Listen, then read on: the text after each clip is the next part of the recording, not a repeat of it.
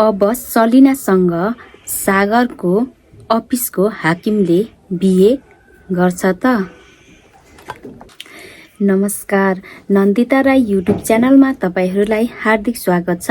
तपाईहरू मेरो च्यानलमा नयाँ हुनुहुन्छ भने कृपया लाइक, कमेन्ट, सेयर र सब्स्क्राइब गर्न भने नभुल्नुहोला। आज म नेपाली टेलिश्रृङ्खला कान्छीको नयाँ एपिसोडको बारेमा थोरै जानकारी लिएर आएकी छु। आशा छ भिडियोलाई अन्तिमसम्म हेरेर साथ दिनुहुनेछ। कान्छी टेलिश्रृङ्खलामा अहिले कथावस्तु मोडिँदै गएको छ। यता सलिनाले सागरलाई कसै गरे पनि आफूले आफ्नो मान्छे बनाउन नसकेपछि अहिले सलिना फेरि सागरको अफिसको हाकिमसँग विवाह गर्नका लागि तम्सिएकी छिन् र उसले यस्तो तरिकाले माया ममता देखाउँछिन्। बिरामी हुँदा समेत टेक केयर गर्ने, उसको ख्याल वास्ता बढी गर्ने गरेर उता सागरको हाकिम पनि सलिना प्रति निकै मोहित भएको देखिन्छ। तर यो सम्बन्ध सागरको बुवालाई भने फिटिकै मन परेको छैन, किनकि सागर र सागरको बहिनीले सलिनालाई फिटिकै मन पराउँदैन। यो कुरा हामीले टेलिसिरियलहरूमा पनि देखिसकेका छौँ। उता कान्छीले आफ्नो जेठा दाइ र पहिले नै विवाह भइसकेकी 2 बच्चाकी आमा, उसको श्रीमान पनि छ।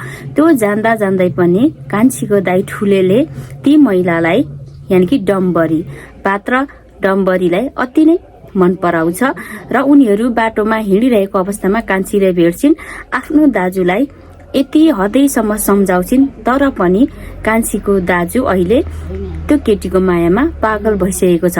पहिलेका सम्बन्धहरू केटा पक्ष यता दाजुले पनि पहिलाको भाउजूहरूसँग सम्बन्ध टुङ्ग्याउनुहोस् र उता डम्बरीले पनि आफ्नो श्रीमानसँग सम्बन्ध टुङ्गाएर मात्र तपाईहरू सम्बन्धमा बस्नुहोस् भन्दा पनि ठुलेले म आफू यसैमा खुसी भएको र त मेरो खुसीमा किन रोक्न खोज्छस् भन्दै कान्छीलाई अझ गाली गर्छन्। अब यो सम्बन्धले पछि उनीहरूको जीवनमा के समस्या आउन सक्छ हामीले हेर्दै गर्नुपर्ने हुन्छ। र कान्छीको दाजु ठुलेले पहिले नै पनि 2-2वटा श्रीमतीदेखि धोका पाइसकेपछि उहाँले पनि बुझ्नु पर्ने हो कि अब मैले विवाह गर्दाखेरि राम्रोसँग विचार गरेर सोचेर बुझेर सबै जानेर मात्र विवाह गर्नुपर्ने भनेर, तर पनि ठुलेले यो कुरा बुझ्नु भएको छैन। सागरलाई भने अर्कै तनाव छ। आफ्नो श्रीमती यानि कि कान्छीको अपरेसन गर्दा लिएको ऋण अब एकैचोटि तिर्नु पर्ने भन्ने कुराले उसलाई झनै तनाव थपिएको छ। यो कुरा कसैसँग उसले सेयर गर्न सक्दैन।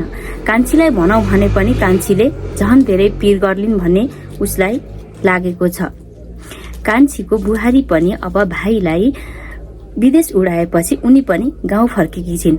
अब सोफियाले गाउँमा गएर कान्छीको बुवा आमालाई कसरी रिझाएर खान्छिन्। उनी सानै छिन्। उनीहरू कान्छीको बुवा आमासँग सोफिया मिलेर बस्छ बस्दैन अझै पनि हामीले हेर्न बाँकी नै छ।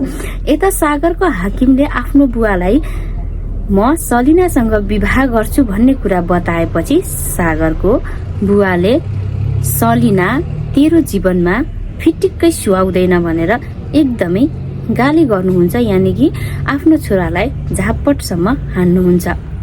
यता दाजुलाई भेटेर कान्छीले बजारमा केही बेर सम्झाइ बुझाइ गर्दा पनि उनीहरू बीच भनाभन भएर तरकारी लिएर घर जान ढिलो हुन्छ।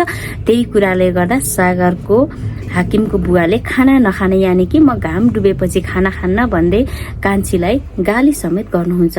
तर कान्छी कामको लागि यति प्रतिबद्ध छिन् कि उसले सागरको हाकिमको बुवासँग माफ मागेर आइन्दा त्यस्तो गल्ती नहुने बाचा गरेर उनी काम गर्छिन्।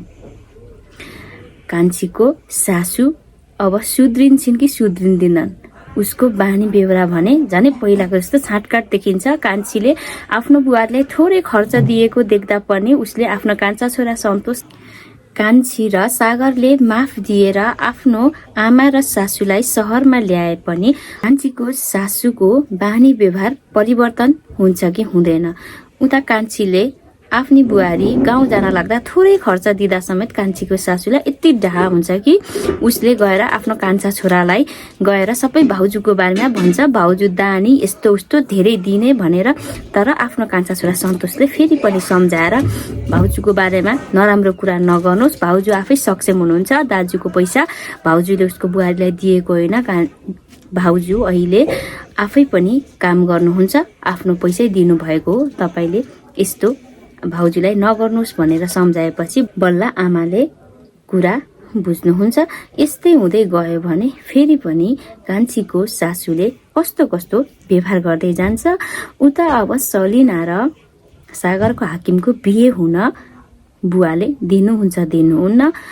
गाउँमा गएर सोफियाले आफ्नो सासू ससुरालाई रिझाएर राम्रोसँग घर व्यवहार सम्हालेर खान सक्छिन् कि सक्दैनन्, यिनै धेरै कथाहरू हेर्नको लागि हामीले प्रत्येक हप्ता शनिबार कान्छी टेलिश्रृङ्खला हेर्नुपर्ने हुन्छ।